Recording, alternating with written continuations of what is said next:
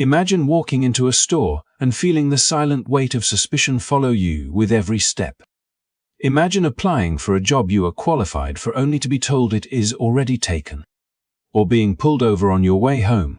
Not for what you did, but for who you are. These moments are not just isolated experiences. They are reflections of a deeper reality that many Black Americans still live with today.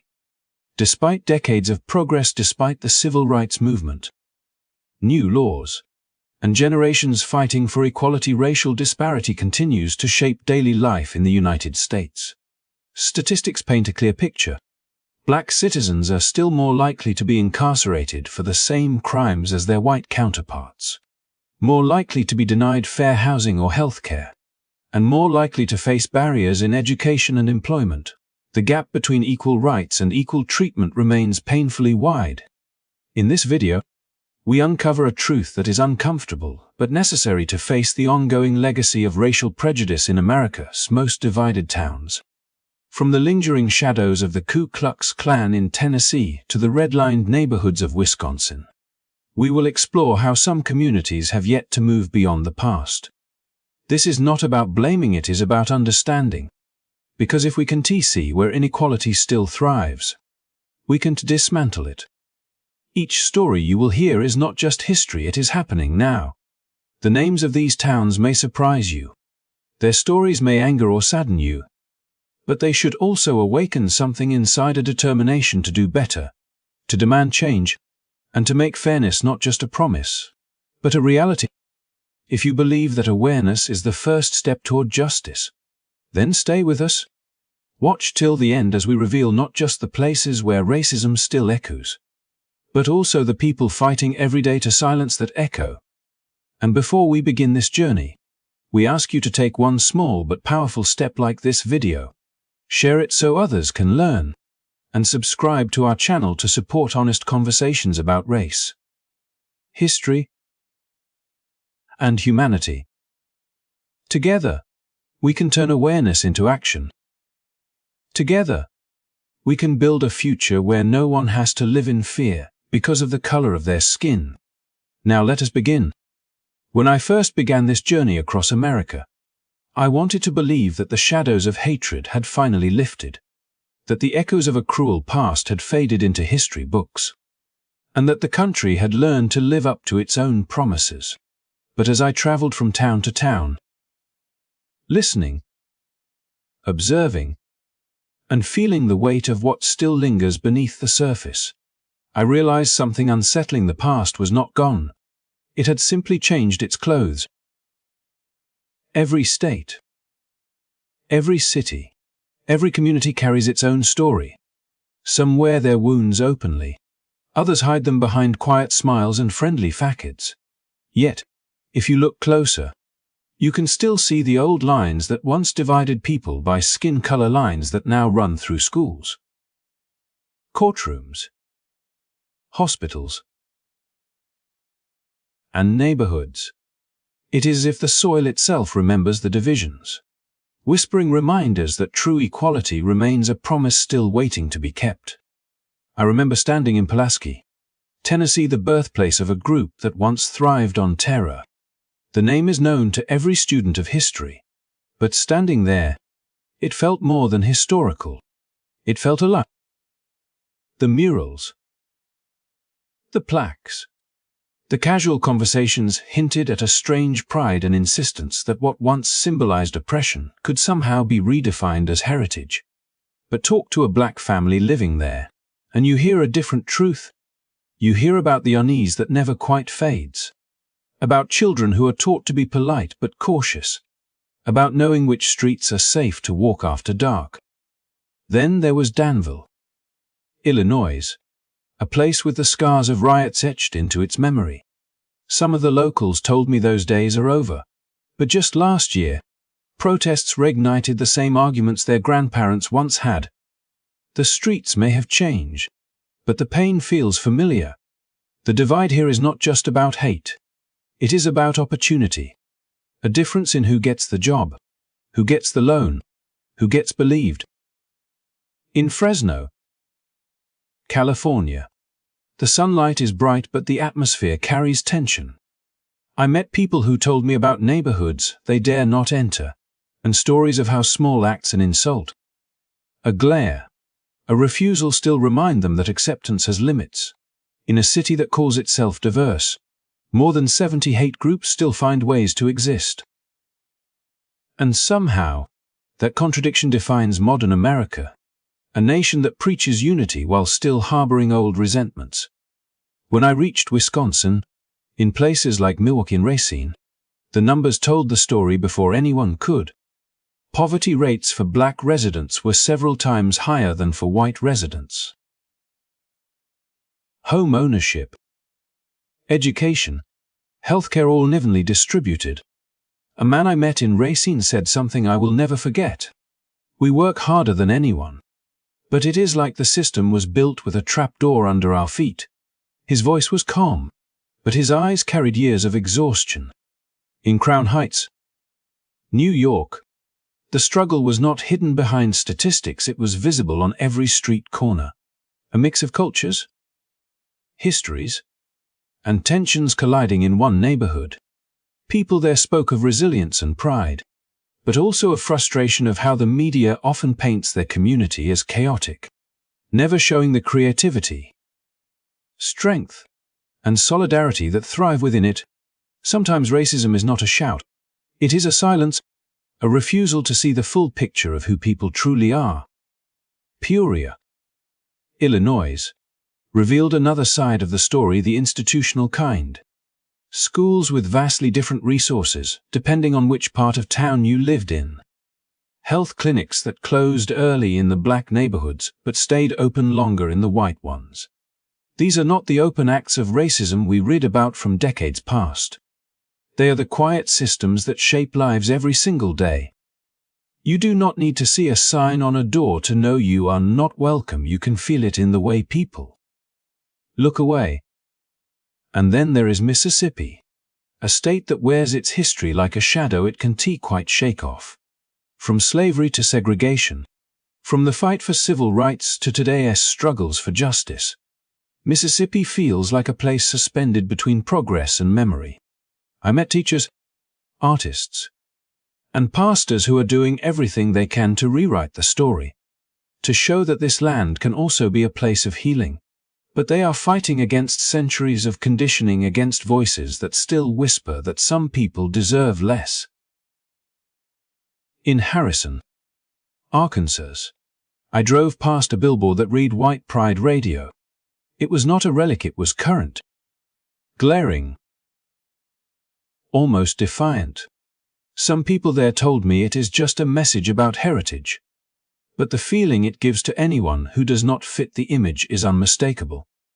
Walking through that town, I felt both the chill of history and the warmth of those who resist it. There are people fighting every day to change the narrative, to remind the world that hate does not speak for everyone. Finally, I arrived in Waterloo, the city that so many call the most divided in America. The statistics were harsh. Deep housing segregation, unequal education, and quiet exclusion in everyday life. Yet among the pain, I found a few sparks of hope. Activists, young and old, working to rebuild what bias had broken. Their message was clear. You can heal what you refuse to see. Traveling through these places taught me that racism does not always roar. Sometimes it whispers. It is in the policies that look neutral but wound deeply. It is in the smiles that hide discomfort, the jokes that carry poison, the traditions that pretend to be innocent. The goal of this journey is not to condemn every person living in these towns. It is to confront the systems that have allowed inequality to survive for so long. As I share these stories with you, I want to remind you that awareness is not enough. It is only the beginning. Listen closely, think deeply, and question what you have been told. And if you believe that knowledge can lead to change, then stay with me until the end of this video. Like, share, and subscribe, not for the numbers, but to spread understanding. Because only when we see the truth for what it is can we begin to build something better. When we talk about progress in America, we often mention freedom, equality, and justice for all. Yet, behind those powerful words lies a truth that is far more complex. Despite the centuries of struggle, the marches, and the voices that rose for civil rights, many Black Americans still face a reality that feels uneven, unfair, and at times deeply painful. I have seen it in the stories people tell, in the statistics that never seem to change, and in the quiet moments when a simple act of being is treated like an offense. Across the nation, the promise of equality has not been fully kept. From courtrooms to classrooms, from hospitals to workplaces, the gap remains. A Black man convicted of the same crime as a white man is still more likely to face a harsher sentence. A Black woman seeking medical care is still more likely to be ignored or dismissed. Children growing up in underfunded schools are still being denied the same opportunities their peers take for granted. And when they grow up, they carry those disadvantages into a world that too often judges them before it knows them. These disparities are not accidents. They are echoes of systems built long ago and never truly dismantled.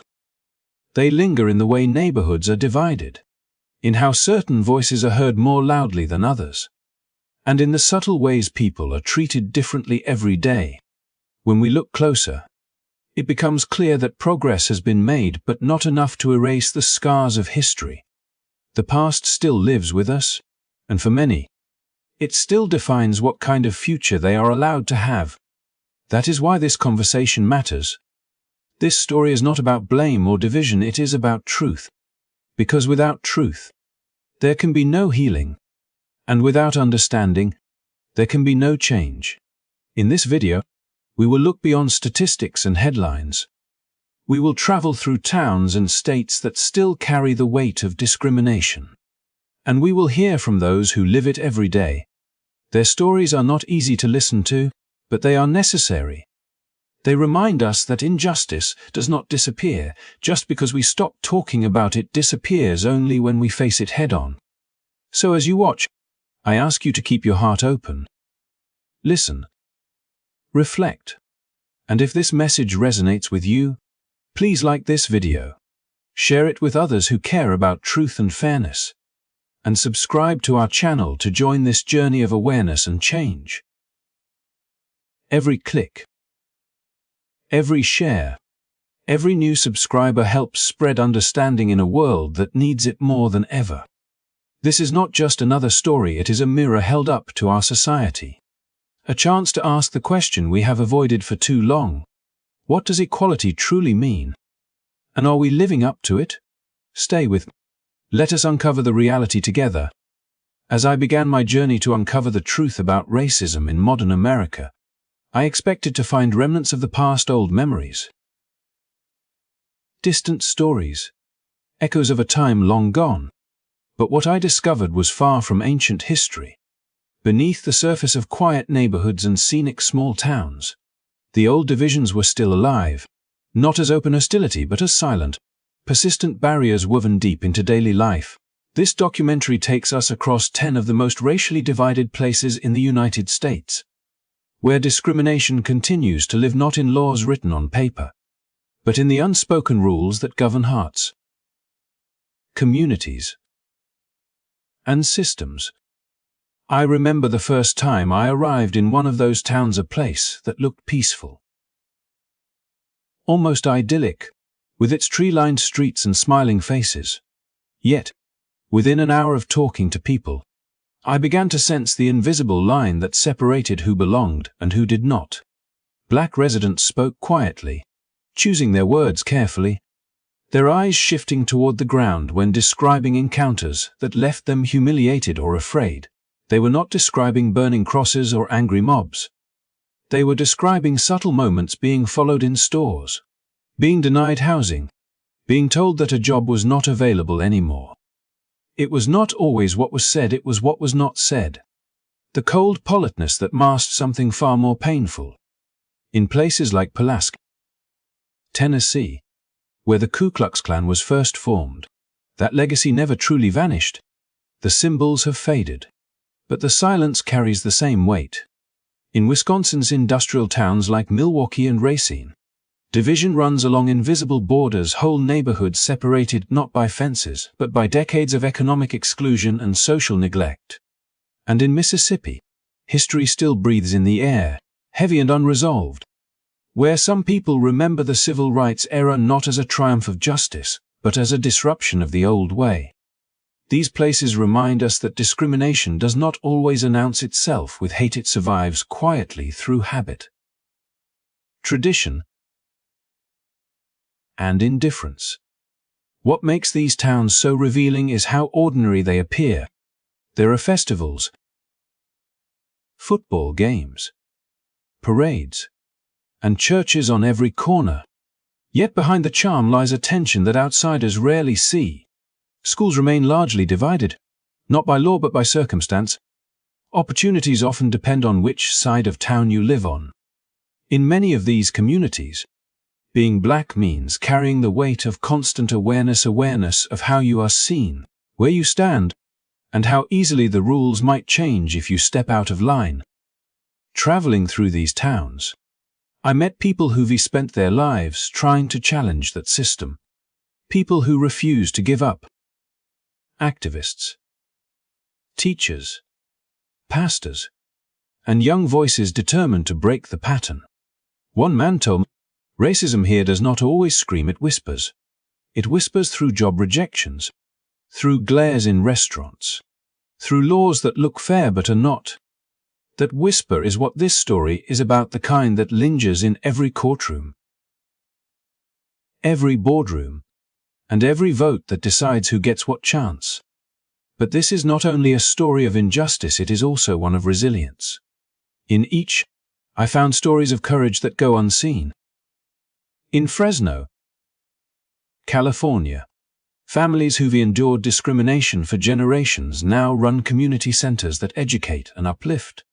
In Crown Heights, New York, where tension once sparked violence, young people from different backgrounds are now working together to rewrite the story of their neighborhood. And in Danville, Virginia, once known for its racial divide, local artists are using murals to reclaim the narrative of unity and pride. The deeper I went, the clearer it became that racism is not just a set of beliefs, it is a structure that survives through time, adapting to each era. It hides in economic policies that favor some while excluding others, in political decisions that limit opportunity, and in cultural norms that make inequality seem normal. This documentary is not meant to shame or accuse. It is meant to expose, to hold a mirror up to the places that often prefer not to look. What shocked me most was how many people genuinely did not see it. They believed that since no one was being openly hateful, the problem was gone. But equality is not the absence of hatred, it is the presence of fairness.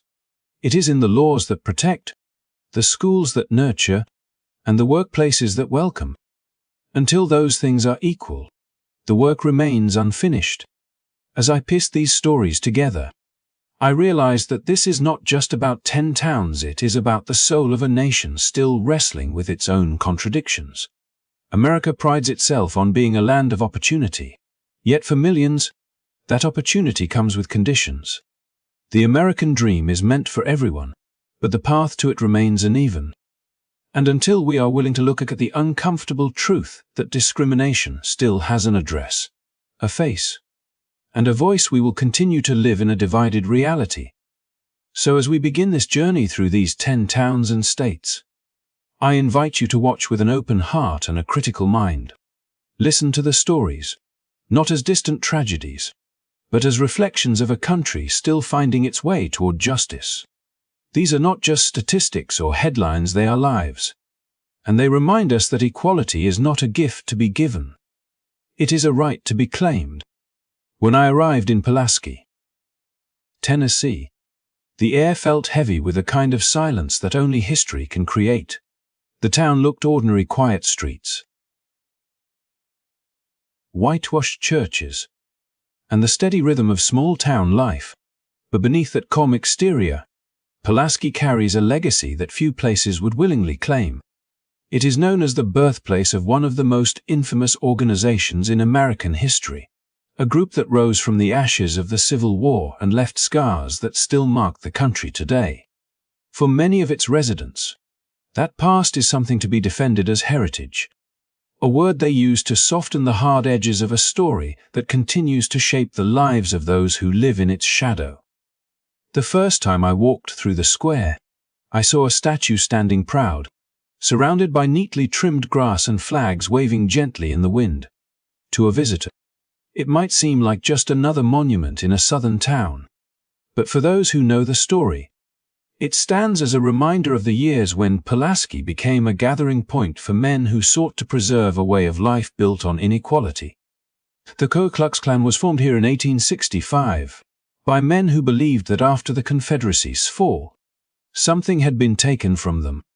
They called their meetings social clubs, their robes tradition, and their cause honor. But for those who felt the weight of their presence, those words were just another disguise for fear. I met a man named Robert, a lifelong resident who runs a small hardware store downtown. When I asked him about the town's history, he hesitated, then sighed. "It is part of who we are," he said, "but not everyone sees it the same way." He spoke with a tone of weariness, as if tired of explaining something that never quite changes. A few blocks away, I met an older woman who described Pulaski with pride. "This is where it all began," she said, smiling faintly. "You can erase history." For her, the story was one of identity, not violence. She did not mention the fear that had once filled these streets, the burned crosses, the threats that drove families away. To her, the past was something polished, something to be remembered without question. But when I crossed over to the edge of town, the conversations changed. A young black teacher named Jasmine told me about growing up in Pulaski, about how she learned early to avoid certain stores, and how her parents warned her never to stay out too late. "People say things have changed," she told me, "but they do not live it the way we do." She spoke quietly, looking out the window as if the walls could hear her. "It is not the same as it used to be. But you still feel it. You still know where you are not wanted." Walking through Pulaski, I could see how history lingers not in open conflict, but in the way people move, the way they talk, the invisible lines that divide. The town celebrates its past through parades and local festivals, where some residents still wear the old symbols with pride. To outsiders, it might seem shocking, but to many here, it has become routine, a part of their identity passed down through generations. The phrase heritage, not hate, appears on bumper stickers and t-shirts, repeated like a shield against criticism. Yet for those who live on the receiving end of that heritage, the meaning is far different. It is a reminder that even as decades pass, the old wounds have not fully healed. One afternoon, I visited a small church at the edge of town. Inside, sunlight streamed through stained glass, and the air smelled of old wood and candle wax. The pastor, calm man in his 40s, spoke with quiet conviction. "We have tried to move forward," he said, "but some hearts are still chained to the past. The hardest thing to fight is not hatred, it is denial." His words stayed with me. Denial is what allows old systems to survive, rebranded as nostalgia, wrapped in tradition. And in Pulaski, denial has become a kind of habit, one that keeps people from seeing how their pride in history can still cast shadows on their neighbors. At night, the streets of Pulaski feel peaceful, almost serene. But for those who know its story, that stillness has another layer. I imagined what it must have been like over a century ago, when robed figures gathered in secret, believing they were protecting something sacred. They could not see that what they were guarding was not heritage, but hierarchy, the idea that some lives mattered more than others. And in the quiet corners of the town, echoes of that belief still linger, passed down not through words, but through silence, through what is taught and what is conveniently forgotten. Yet even here, in a place defined by such a difficult past, there are glimmers of change. Young people are beginning to question the stories they were told, to ask what heritage truly means. Some are working to transform the narrative, to acknowledge the full truth rather than a selective version of it. They host discussions at the local library, organize history walks that tell the story from every side, and push for the removal of symbols that no longer represent the community they want to build. It is not an easy task. Change rarely is, but it is happening, slowly and quietly, just as the old ways once spread. Pulaski is a reminder that history is not something buried, it is alive, breathing through the choices people make every day. The town's name will always be tied to a chapter of American history that many would rather forget. But forgetting is not the answer. Only by confronting what was built here, by understanding how it still shapes the present, can Pulaski and places like it truly move forward. The past does not disappear when we stop talking about it. It disappears only when we finally face it. When we stop defending what was wrong and start repairing what was broken. And in the quiet of that Tennessee town, I saw both sides of America's struggle, the comfort of tradition and the courage to change it. When I reached the city of Danville, Virginia, I was struck by how calm everything seemed. The streets were clean. The courthouse stood tall at the center of town, and the sound of church bells echoed softly through the morning air. It was hard to imagine that these same streets had once run red with fear, that the people who now smiled at passers-by were walking on ground marked by conflict. But beneath the quiet charm of Danville lies a painful story, a history of racial tension that refuses to fade, and a present where those divisions still shape everyday life. In the early 1960s, Danville was known as the last capital of the Confederacy, a title that still hangs over it like a ghost. While the civil rights movement swept across the South, Danville became one of the last battlegrounds where black citizens demanded justice. Peaceful protests were met with batons and water hoses. The jail cells overflowed with people who had only asked to be treated as equals. What began as a call for dignity turned into what locals still remember as Bloody Monday, when dozens were injured in the streets by those meant to protect them. The scars of that day remain not on the walls, but in the memory of those who lived through it. As I walked through the town square, I met an elderly man named Thomas, who told me his father had been part of those marches. He never forgot that day, he said quietly. Every time he walked past the courthouse, he would stop for a moment. Just looking. He said that building reminded him that justice does not mean the same thing to everyone. Thomas looked toward the courthouse steps as he spoke, and I could see the weight of history in his eyes. For him, the story was not just about the past, it was about the echoes that still reach into the present. Decades later, those echoes are still heard in the way Danville divides itself. Neighborhoods on one side of town flourish, while others remain stuck in a cycle of underinvestment and neglect. Schools in wealthier districts have access to better resources, while those serving black communities often struggle with outdated materials and limited support.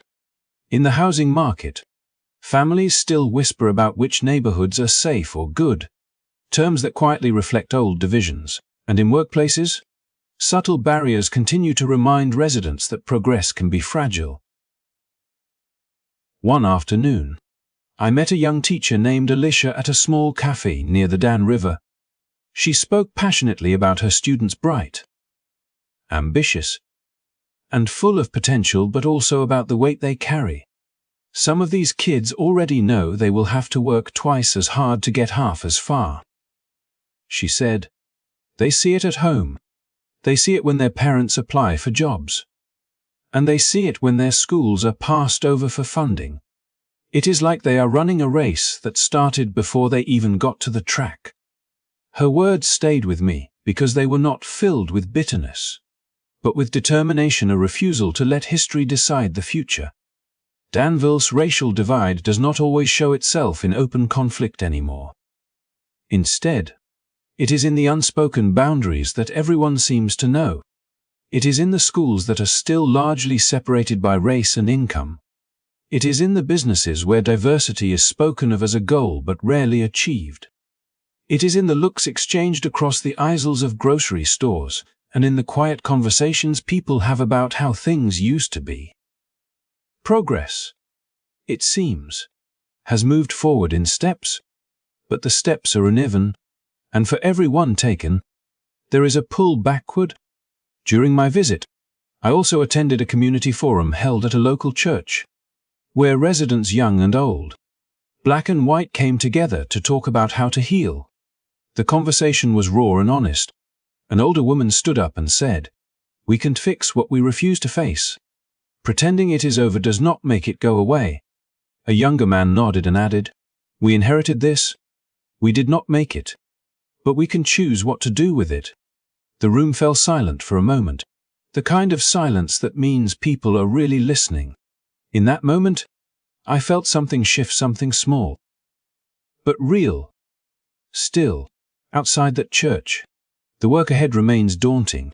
Hate protests occasionally resurface, fueled by outsiders who come to provoke rather than to heal. Each time, the community is forced to choose between confrontation and composure. Many residents have grown wary of the attention, tired of their town being defined by the past. Yet avoiding the conversation has its own cost, because silence can be as damaging as hostility. As one local pastor told me, the truth is, you can rebuild trust if you never admit it was broken. Even today, in the quiet corners of Danville, you can feel the contradiction, the desire to move forward, shadowed by the weight of history. There are murals that celebrate unity, but there are also empty lots where progress was promised and never delivered. There are people who speak of equality, yet live in separate worlds divided by invisible walls. The past is never far away. It lingers in the rhythm of daily life, in the stories passed from one generation to the next. As I left the town, I crossed the Dan River, the water glimmering beneath the afternoon sun. It struck me how something so calm could flow through a place with such turbulence in its past. The river, like the people of Danville, keeps moving forward, carrying both memory and hope in its current. The violence that once erupted here was meant to silence a call for justice, but instead it became a reminder of what happens when truth is denied. Danville's story is not one of despair, but of endurance. It stands as proof that history does not fade simply because time passes. It fades only when understanding replaces ignorance, and when empathy takes root where fear once grew. The people here live between those two worlds, one defined by what has been done, and the other by what they still dream to build. And as the sun set over the courthouse, I realized that the struggle for equality in places like Danville is not a story of the past, it is the story of America itself. Still unfolding, still demanding to be heard. Driving into Fresno, California, I was struck by how ordinary looked wide streets lined with palm trees, a golden haze hanging over the horizon. The kind of place where life seems simple and predictable. But beneath that sunlit calm lies a tension that has shaped the city's identity for generations. Fresno carries a name few cities would ever want, the home of hate groups. More than 70 organizations, large and small, have operated here over the years, each leaving behind a trail of fear and division that never quite disappears. To outsiders, this might seem impossible for a city in California, a state often praised for its diversity and progress. Yet Fresno's story shows how prejudice can thrive anywhere, even in places that claim to have moved beyond it. As I walked through downtown, murals of unity and peace decorated the walls, painted by young artists determined to tell a different story. Their colors were bold hands of every shade intertwined, eyes filled with hope. But just a few blocks away, the contrast was undeniable. People of color spoke quietly about the neighborhoods where they avoided walking after dark, about the graffiti that appears overnight on community centers, about the stares that remind them they still stand out. One woman told me that the art on the walls gives her courage. But it does not erase the fear that lingers when she leaves her house each morning. Fresno's racial divide runs deeper than most realize. It is not only about hate groups or protests, it is about the way the city has been built, both physically and socially. For decades, communities of color have been pushed to the outskirts, living in areas with fewer schools, limited job opportunities, and higher crime rates. Meanwhile, the city's wealth has remained concentrated in neighborhoods that look, feel, and function like separate worlds. You can drive 10 minutes and feel like you have crossed into a different country, one resident told me. Same city, completely different lives. I met a man named Carlos, a community activist who has lived in Fresno his entire life. He spoke with the kind of calm that comes from years of fighting an uphill battle. People think racism here is about shouting or violence, he said, but the real danger is in how normal it becomes. When your school is underfunded, when your job applications get ignored, when your kids grow up thinking that is just how things are, that is when you know the problem is not just hate, it is neglect. His words stayed with me because they revealed a truth that is harder to face. Discrimination does not always wear a mask or carry a sign. Sometimes, it is built quietly into the foundations of a place. Despite the reputation Fresno carries, there are people who still defend the city, insisting it is misunderstood. They point to diversity statistics, to multicultural festivals and outreach programs, to moments of progress that seem to suggest things are improving, and in many ways, they are right, change is happening. But the numbers do not tell the whole story. Each act of hatred, each symbol scrawled on a wall, each assault or slur whispered in a hallway is a reminder that the past is still alive. The hate groups may change names or tactics, but their message survives, adapted to modern times, spreading through online spaces and local gatherings that never make the news. One evening, I attended a candlelight vigil organized after a racially motivated attack shook the community. People from every background gathered in a small park, holding candles that flickered in the cool air. A local pastor spoke into a microphone, his voice steady but filled with emotion. "We cannot pretend this does not happen here," he said. "We cannot call ourselves a community if some of us live in fear." His words resonated deeply, because they were not just about one incident, they were about a pattern that repeats itself, again and again. Later, I spoke with a young black student named Renee who told me about growing up in Fresno. "When I was a kid," she said, "I thought the stories about hate groups were just rumors. But then my family's house was vandalized. My dad found a note in our mailbox telling us to leave. I was 13. I will never forget how he stood in the doorway that night, trying to look strong for us. That is when I realized it was not a story, it was our reality." Her voice did not shake as she spoke, but her eyes carried the kind of weariness that comes from learning the truth too soon. In Fresno, the presence of hate is not always loud, but it is persistent. It hides in the statistics, disparities in income, education, and incarceration. It shows up in housing maps that reveal decades of segregation. It is felt in the way certain communities are policed more heavily, or how their concerns are dismissed as exaggerations. Each of these small injustices might seem isolated, but together they form a pattern that is impossible to ignore. And yet, there is also resilience here. The same city that has harbored so much division has also produced some of the strongest advocates for unity. Community centers run by local leaders offer safe spaces for children who feel unseen. Artists use paint to turn walls of division into canvases of hope. Teachers tell their students that their voices matter, even when the world tells them otherwise. Every act of kindness, every moment of understanding, becomes an act of quiet resistance. When I left Fresno, the sun was setting behind the fields that stretch for miles beyond the city. The sky glowed orange and red, colors that seemed almost symbolic, beauty and fire intertwined. Fresno's story is not one of hopelessness, but of complexity. It is a place where the worst and best of humanity coexist, where hate can organize in the same streets where compassion grows. The city's nickname may cast a long shadow, but within that shadow are people who refuse to be defined by it. As I drove away, I thought about how every place has two faces, the one it shows to the world and the one it hides.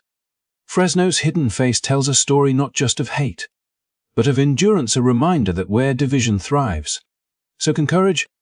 The people who stay, who fight, who believe that things can be different, are proof that even in the home of hate, hope still has a home too. In many cities across America, there are streets that seem peaceful on the surface, where the sun rises over neatly divided neighborhoods and schools buzz with the energy of new generations. Yet beneath this quiet normalcy, there is a system so deeply ingrained that it dictates who gets to dream freely and who must struggle just to survive. I began to notice it in the patterns, the invisible boundaries between communities. The way certain neighborhoods were filled with hope, while others carried the weight of neglect. Redlining. They called it a term born in boardrooms, but one that drew real red lines on maps, marking where banks would lend money and where they would not. Those lines often traced the borders of black neighborhoods, and with each denied loan or rejected mortgage application, generations were quietly stripped of the chance to build wealth, to pass something forward, to belong fully to the American promise. I have walked through some of these neighborhoods, places where families have lived for decades yet own nothing of the land beneath their feet. Houses in need of repair, schools with outdated books, streets forgotten by maintenance crews. These are not coincidences, but the lingering shadows of policies that once made it legal to exclude entire communities. It was not just housing. Economic inequality grew alongside these boundaries, feeding off the same logic that one group deserved more opportunity, more investment, more faith in their future. Even today, the numbers tell the story: lower median incomes, higher unemployment rates, fewer chances for advancement. Behind every statistic is a person trying to rise above the weight of a system that was never built for them. Education was supposed to be the great equalizer, but in these cities, it often reflects the same divisions. Schools in predominantly black areas receive less funding, fewer resources, and less attention. Children grow up seeing the disparities firsthand. They watch as buses take students from wealthier districts to better-equipped schools, while their own classrooms struggle to keep teachers and technology. This imbalance does not just shape knowledge, it shapes self-worth. It sends a silent message about who deserves investment and who does not. For many young people, that message echoes through their lives, making it harder to believe that hard work alone can change their circumstances. And then there is the media, the mirror that reflects society but too often distorts what it sees. I have seen how news reports focus on crime in black neighborhoods while ignoring the resilience, the creativity, the strength of the people who live there. I have seen how entertainment shapes stereotypes, turning individuals into symbols, stripping away the humanity that connects us all. When people are shown only through the lens of fear or pity, it becomes easier for society to justify neglect, easier for prejudice to take root in hearts that may never have encountered the people they judge.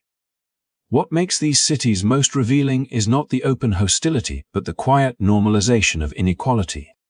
It is in the zoning laws that keep affordable housing away from opportunity-rich areas, in the job networks that pass over black applicants without a word, in the hospitals where care differs based on the color of a patient's skin. These are not isolated issues, but interconnected threads of a tapestry woven long ago, one that still shapes lives today. Yet even within these struggles, there is resistance. There are communities that refuse to be defined by statistics or stereotypes, that organize neighborhood cleanups, demand fair housing, and build programs to mentor young people. There are journalists exposing the truth, educators fighting for equity, and families who, despite systemic barriers, create spaces filled with pride and purpose. Their efforts prove that while the system may be strong, so too is the will to transform it. When I look at the broader picture, I realize these cities are not merely examples of injustice. They are reflections of America itself, a nation wrestling with its conscience, trying to reconcile its ideals with its history, the deep structural issues visible in redlining. Economic inequality, limited access to education, and distorted portrayals of black life are symptoms of a collective wound that has never fully healed. But acknowledgement is the first step toward repair. If we dare to see these patterns not as distant or historical, but as part of our shared present, then maybe the next generation will grow up in cities where maps no longer mark exclusion, where opportunity is not defined by zip code, and where media reflects truth instead of fear. The story of these cities reminds me that progress is not measured by silence or comfort. It is measured by the courage to confront what still divides us and the compassion to imagine something better. When I arrived in Mississippi, the air felt heavy not just with the warmth of the southern sun, but with the weight of memory. This was a land that once thrived on division, where fields once bore witness to unthinkable suffering, and where the echoes of that past still seem to linger in the silence between small town streets. The past does not disappear here. It hides in plain sight, woven into the way people speak, the way neighborhoods are separated, the way opportunity still seems unevenly scattered across the landscape. Mississippi's history of slavery and segregation did not end when the laws changed. It simply adapted, taking quieter forms, embedding itself into institutions, shaping education, housing, and justice in ways that still remind you who has power and who must fight for it. I remember driving past rows of houses, some crumbling, others proud and well kept, divided not just by wealth but by the long shadows of history. There are towns where certain families have owned land for generations, where their names are on the street signs and courthouse plaques. Then there are the other communities, vibrant, strong, but often denied the same access to resources, loans, or fair treatment. The lines between them were drawn long ago, and they have not faded. You can still see the difference in the schools, in the job markets, in the stories people tell their children about what is possible. In conversations with older residents, I heard two versions of Mississippi. One was nostalgic, speaking fondly of tradition, small town, and family legacies. The other was haunted, filled with stories of exclusion, silent discrimination, and the exhaustion of constantly having to prove one's worth. Both versions coexist here, separated by perspective but bound by the same soil. The state's history is not just something that happened, it is something that continues, invisible yet tangible, affecting how people move through life. The same spirit of resistance that once fueled movements for freedom still burns here. But so too do the remnants of the systems that once tried to suppress it. Then there is Harrison, a town that tells another side of this story, one that feels like a mirror reflecting the persistence of old ideologies in modern form. At first glance, it looks like any quiet southern city, with tree-lined streets and local diners filled with friendly faces. But as you drive through, you start to notice the signs, both literal and symbolic. Billboards promoting pride for one race, slogans that seem harmless to outsiders but carry a deeper, darker meaning for those who understand their history. They are reminders that not everyone here sees equality as something to celebrate. I met a young woman in Harrison who told me she had grown up seeing those billboards her whole life. She said they used to make her feel afraid, then angry, and finally numb. It is like they are always watching you, she said, soft, like a message that you do not belong. Her words stayed with me because they captured something I would felt but could not quite name, that subtle, constant pressure of knowing that no matter how far society progresses, there are still places where your presence is treated as a question mark. Harrison's reputation has traveled far beyond its borders. Stories of rallies, demonstrations, and hate-filled rhetoric have defined it in the public imagination, overshadowing the voices of those who live there and reject those ideologies. But even among resistance, fear lingers. People who speak up often do so carefully, aware of how deep the roots of intolerance can run. It is a reminder that the fight for equality is not only about changing laws or rewriting history books. It is about changing hearts that have been hardened by generations of division. What struck me most was how normal everything seemed: children playing outside, families gathering for church, neighbors waving from their porches. It was a portrait of ordinary life. Yet just beneath the surface, there was tension, the kind that does not always explode but quietly constrains what people can say or dream. When I asked an older man what he thought about the town's reputation, he paused for a long moment before answering. "It is complicated," he said finally. "People do not like to be called hateful, but they also do not want to face what this place has stood for." His words were not defensive.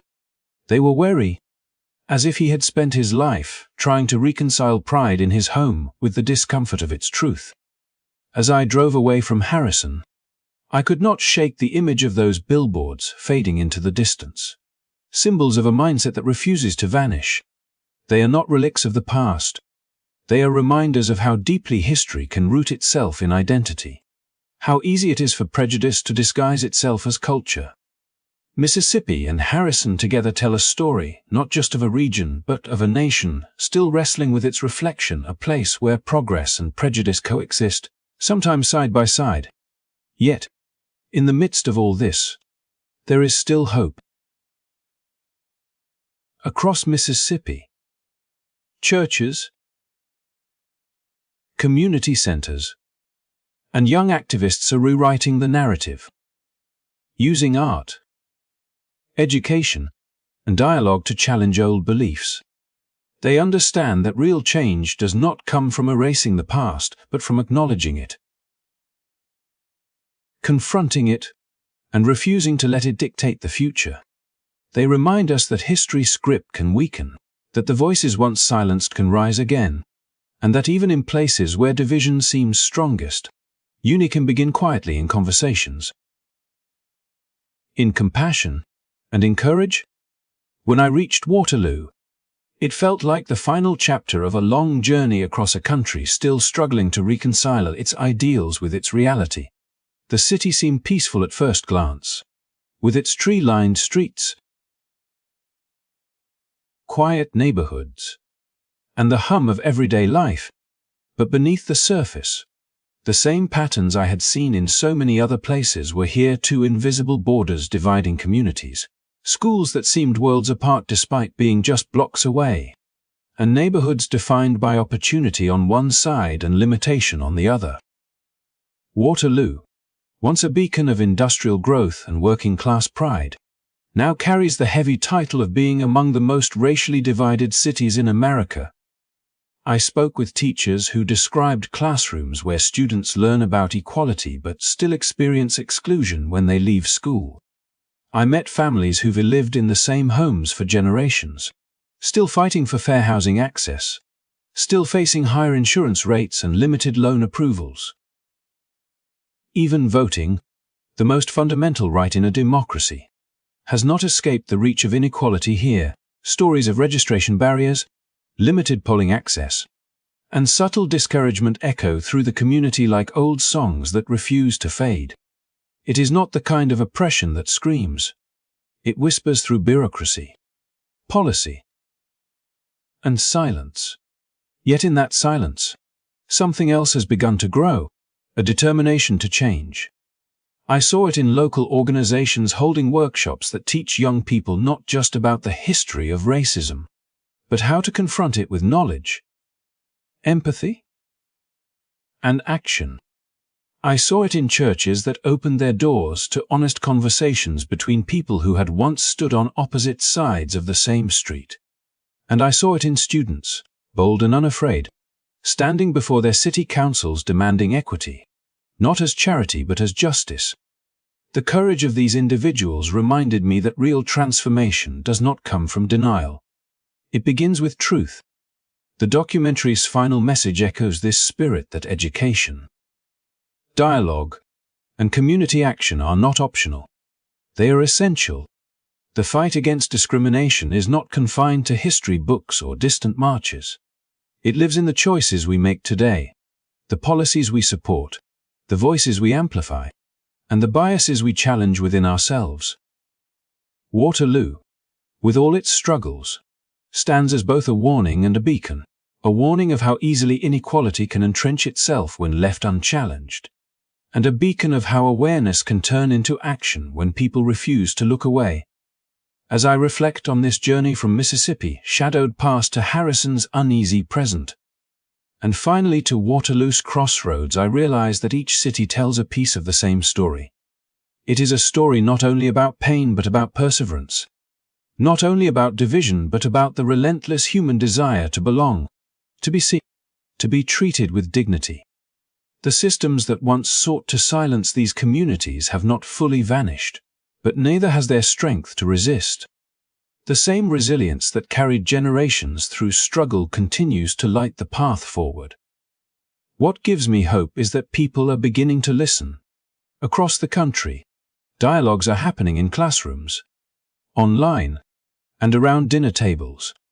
People are learning to see beyond stereotypes and to recognize that dismantling racism is not about blame. It is about healing a wound that affects everyone. When we choose understanding over indifference, when we choose empathy over silence, we begin to rewrite the story that history has so long dictated.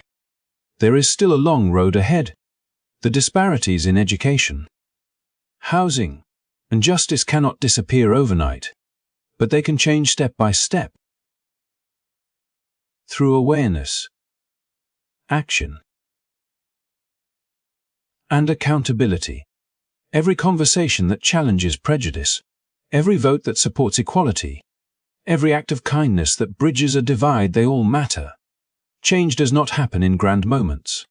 It happens in countless small ones, often unnoticed but powerful in their collective weight.